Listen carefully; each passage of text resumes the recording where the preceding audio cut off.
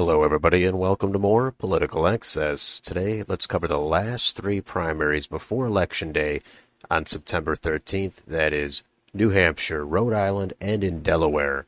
So I will focus on just the highlights. So let's jump right in and start in New Hampshire, and let's look at those two U.S. House races. In the first district, that's the more eastern part of the state, slightly more Republican-leaning. It is represented by incumbent Democrat Chris Pappas. Last time, 2 years ago, he won by about 5%. He's running for re-election. So everyone's looking at the Republican primary, and they do have a competitive one. So you can see the candidates here, but the top two main ones are Caroline Leavitt and Matt Mowers. You can take a look at their endorsements here, along with some of the other candidates in the race still. My impression is that Mowers appears to be a little bit more mainstream establishment, and Leavitt is a little bit more toward the Trump side. Donald Trump has actually yet to make any endorsements in this race, but there is some polling we can take a look at, and it actually does show a very close race, right about the mid-20s between both Leavitt and Mowers, and there's also a good chunk still undecided. There is no predicted market for this race. That's unfortunate. So based on this, it certainly is up in the air. It could go either way. Whoever wins this nomination, it's going to be a close race with Chris Pappas in November. In the second district, incumbent Democrat Ann McLean Custer, she's running for re-election again. Last time, 2 years ago, she won by about 10 points, so this is a bluer district, but the Republicans are still trying to take her down. There's less to look at in this second district, but the candidates you can see are here. It's mostly between Robert Burns and George Hansel. A couple of polls here does show Burns with a lead, plenty of undecideds, so we'll see what happens this Tuesday. But whoever wins this nomination, the edge I would give to Custer winning it in the general. Let's move on to the statewide races, and let's take a look at governor. And there, incumbent Republican Chris Sununu is running for re-election to a fourth two-year term. Does have to get through the primary, but that should not be any challenge at all. This one has the focus on the Democrats, and it appears they already have their nominee chosen. That is State Senator Tom Sherman. 2 years ago, Governor Sununu won by over 30 points. I think he is heavily favored to win re-election. Could be by less than 30 points this time, but I don't think Tom Sherman really has much of a chance. Let's go on to that U.S. Senate race. This is a fairly high-profile race. Incumbent Democrat Maggie Hassan is running for re-election to a second term. 6 years ago, she won by around 1,000 votes. It was an extremely narrow race. This time, the focus is on the Republican side. They do have a primary, and it's mostly come down to two candidates. First is Don Bolduc. He tried to get this nomination 2 years ago. He got close to winning nomination, but did lose in the primary by about 8%. And the other top contender is Chuck Morse. He is the endorsement of Governor Sununu. We can take a look at a few polls here. Don Bolduc, he's over 40% in the most recent poll from University of New Hampshire.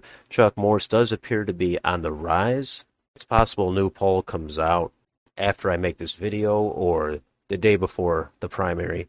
As of now, it appears Don Bolduc is in position to win. We can take a look at Predicted to further get corroboration, and we see Don Bolduc, he's at about 80 cents. Chuck Morse is at about 20 cents. As far as the general election goes, Maggie Hassan, I think, is favored.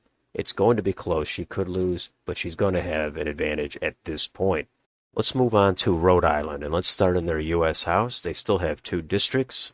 In the first district with David Cicilline, the Democrat, he is going to win re-election. There's no point in looking at the Republican side there. In the second district, incumbent Democrat Jim Langevin, he is actually retiring, so that's going to be an open seat. So the Democrats do have a primary there, and there's a lot of candidates running. I'll scroll down here. You can look at them. You can look at their endorsements. The candidate in the lead right now is Seth Magaziner. He's the Rhode Island General Treasurer. And if we look at these polls here, we can see he's in the 30s. He has a wide lead over all the other candidates. Plenty of undecideds, but all signs do point to him claiming that nomination. On the Republican side, there is a primary, but the winner is probably going to be Alan Fung. He's run in some statewide races before for governor, both in 2014 and 18. He did not win. He might be a good fit for this district. Still pretty blue. It's a D plus 17, according to 538. There was some polling out here back in June that shows Alan Fung actually with a lead. That was 2 or 3 months ago. A lot could have changed since then. I guess it's shaping up to be a competitive race. I would still think Fung is going to lose to Magaziner, but we'll see if we get some more polls out just how competitive this race will be. Let's move on to the statewide races, and there's only one we're going to look at, and that is for governor. And this has incumbent Democrat Dan McKee running for election to a full term. He became the governor after the previous governor, Gina Raimondo. She resigned. So McKee, he's trying to get a full term, and there's actually a competitive primary that he's going to have to get through. His main challenger is Nellie Gorbea. She is the Secretary of State of Rhode Island, so she is fairly high profile. Dan McKee is not the most popular governor at all. There's plenty of endorsements, but let's get down to the polls here. It's nothing super recent. Again, something might come up in the last couple of days here, but it is a close race. Both Gorbea and McKee are in about the mid, maybe high 20s. There's other candidates in this race too, drawing some of the vote. They might break for one of those two. Plus, there's the undecideds. Let's switch over and take a look at the markets to see where people are putting their money. There, Dan McKee, he actually has a fairly healthy lead. He's in the mid-70s, 76 at this point. Nellie Gorbea is at 23.